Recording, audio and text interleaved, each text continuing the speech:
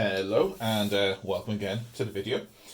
As you can see, what we're going on to now is what we call the sine rule. And so this is similar to what we were looking at before. So again, it's using trigonometry combined with triangles. So if we draw out a random triangle, and so this isn't like Pythagoras, you can use it with any triangle, does not need to be right angled. And we'll label it like we did the ones last time. So if this was angle A, this would be side A. If this was angle B, this would be side B. And if this were angle C, this one would be side C. So we get pairs of angles and sides that are opposite each other. And the standard is for your lowercase to be your side and your capital to be your angle. And so what the sine rule allows us to do is work out missing sides or angles if we know a couple of the others. But what we need to know is, we need to know one full pair, so we need to know an angle and a side. And then if I knew this angle, I could work out its matching side. Or if I knew this side, I could work out its matching angle. So what the sine rule is then, is that A over sine A equals B over sine B equals C over sine C. So you won't need to use this equation with all three things like that. That'll never happen. This is just showing you that you can use any pairs in it. And it'll make a bit more sense when we look at an example. But the thing to remember is it's the side on the top and then the sine of the angle on the bottom. Hence why it's called the sine rule. So it's always the sine you're using. Right, so let's look at an example of this then. So first thing we're going to look at is an example where we're trying to find out a missing side. So I'm just going to pause it for a second while I draw out two questions for us to look at. So we've got two questions drawn and we're going to look at this one first. So calculate side x to two decimal places. So we're trying to work out this side. Now, we could go straight into it, but what's always sometimes makes no sense. What's often a good idea is to label your sides and angles just to make sure you're not getting a bit confused. It doesn't matter which angle you label, A, B or C, as long as you're consistent with the matching sides. So I'm going to call this one A, which would mean this was side A because they're opposite. And I'm going to call this one B, which would mean this was side B. I'm not going to bother with labelling the C's because we don't need it. This is all we need for the equation. So then let's write down our equation. A over sine A equals B over sine B. And then we just substitute in. So we're very used to subbing in now, so this should be no issue. So what that is going to give us is, that's 12. So we put 12 in there.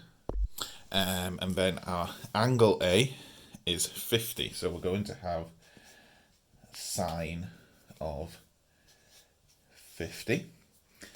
And this is equal to, instead of B, we're going to write x, because that's what we're trying to figure out. And the angle B is up there, so that's going to be sine of 87. Now, there's a couple of ways you could do this.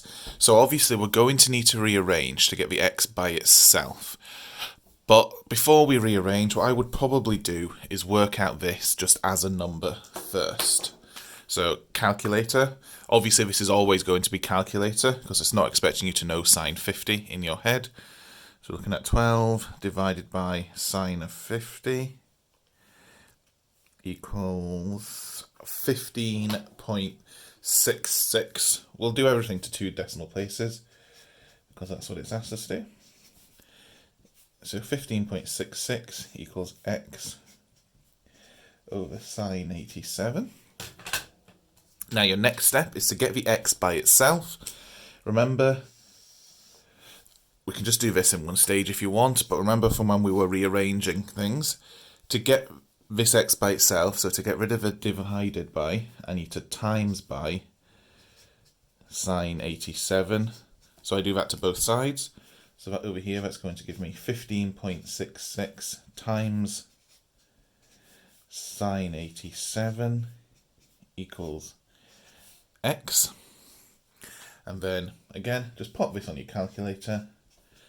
So 15.66 times by sine 87. That gives us 15.638, but we're going to two decimal places, so that's going to be 15.64. And there we have it. Oh, sorry, we should put some units, centimetres. That's all there is to it.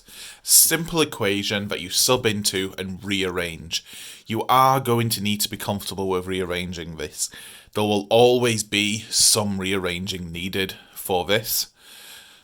So you need to be comfortable with it. If you're not, get in touch with me and I can set you some work on rearranging stuff, or go back and look through your jotters at the old work done, go try some examples on Dr. Frost, something like that. But the rearranging skill is something you need to be super comfortable with in general for Nat 5 maths, but also it's unavoidable in this part of the topic. Right, let's look at the other question. This time, we're trying to find a missing angle x. Oh, I'm just going to pop a little degrees up there on that. And so, again, you'll see we know some of the information. And my first step would again be to just fill in the bits of a triangle. So if I called this angle A, then this would be side A. If I called this angle B, then this would be side B. And if I really wanted to, I could call this angle C and this side C. But we're not going to be using this because we don't know either of them. So again, let's write down our equation. A over sine A equals B over sine B. And just substitute in again. So for A, I know that it's 350. And then sine of A, so that's going to be sine of 32. Remembering here, being very careful of what I substitute in. This is where mistakes are often made. You need to sub in the pair. So if this is side A, it has to be the opposite angle that's subbed in with it. It's quite common for folk to get a bit mixed up and sub in just the angle next to it or something. It's always the angle opposite. They're the pair. Then I know side B, that's 425. And I'm trying to find this angle, so sine x. Now, again, we're going to need to rearrange this. What I'm going to do here is I'm going to rearrange this one a little bit differently, just to show you that it can be done this way as well. We could have done the last question this same way, or we could rearrange this using our sort of wall method that you've done before, but we're going to do something here called cross multiplying, just to show you these different ways of rearranging, and then you can use whichever ones you're most comfortable with.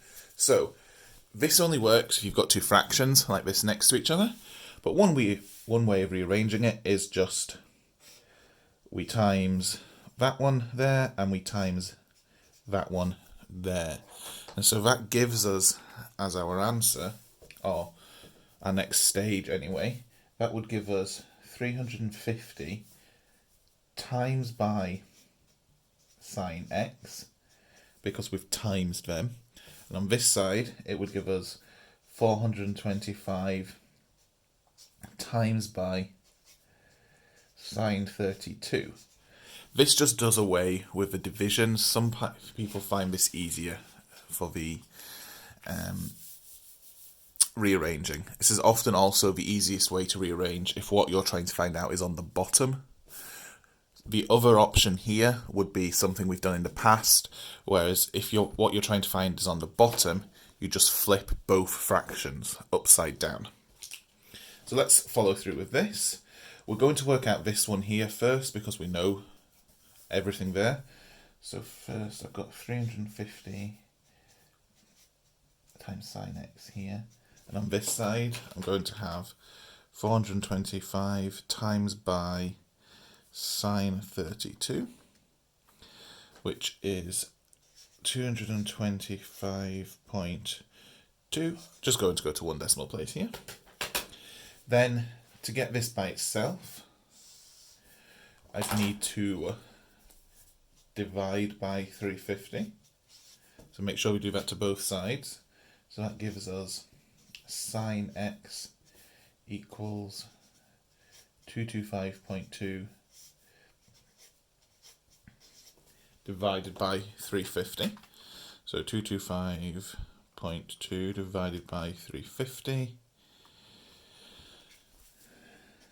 That gives sine x equals 0.6. Then, final step, we need to get the x by itself. So to do that, remember the opposite there is to do sine to the minus 1 of both sides. So that means x equals sine to the minus 1 of 0.6. So sine to the minus 1 of 0.6 equals 36.8 degrees, but we'll go with 37. I'm not rounding to any decimal places here because there weren't any in the question and it hasn't asked us for any. So I'm going to just round to the nearest whole number. 37 degrees. And so there it is. That's the sine rule used for working out a side and working out an angle. And you'll see from both of those, the actual new maths involved is really simple. It is just that equation. It's just knowing that the pairs are equal to each other. The trickiest bit here, and where folk trip up, is on the rearranging. But hopefully by now we've done enough of this, and you'll start to see why we did spend so much time in Unit 1 on rearranging. Right, hopefully that was all understandable. If not, you know how to get in touch. Thanks for watching.